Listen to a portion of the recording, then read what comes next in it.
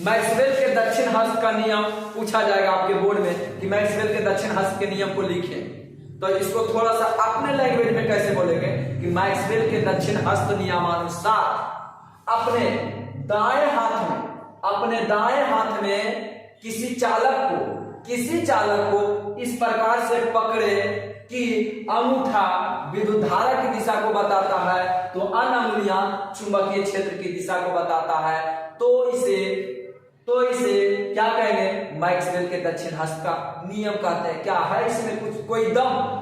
देखिए अब इसमें हम बोले कि अपने दाएं हाथ में किसी चालक को, तो बताइए भाई साहब ये क्या हो सकता है?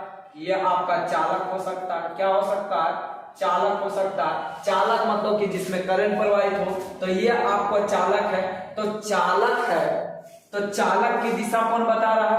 अंगूठा। और अच्छा बताइए भाई साहब, जब ये चालक है तो करंटवा के काम प्रवाहित होगा? चालकवे में ना प्रवाहित होगा भाई साहब। तो बताइए कि चालक में करंट प्रवाहित होगा, तो करंट की दिशा को कौन बता रहा है? अंगूठा बता रहा है। अब यहां से बताइए, ये जो ध्यान से देखिएगा, यही आपका फिगर है, इस प्रकार पकड़े, तो ये जो चालक है विद्युत धारा के बोले तो अंगूठा है, जो कि विद्युत धारा की दिशा को बताता है, क्योंकि चालक में ही विद्युत धारा प्रवाहित होगा, और अंगूठा क्या बता रहा है? विद्युत धारा की दिशा। अब इसके अलावा जो अन्य अंगुलियां हैं, ये जो दिख रहा है अन्य अंगुलियां, ये चुंबकीय क्षेत्र लग रहा है। क्या लग रहा है? चुंबकीय क्षेत्र लग रहा है। तो ये आपको जो बताया जा रहा है, अन्य अंगुलियां क्या बता रहा है? चुंबकीय क्षेत्र। क्या बता रहा है? चुंबकीय क्षेत्र।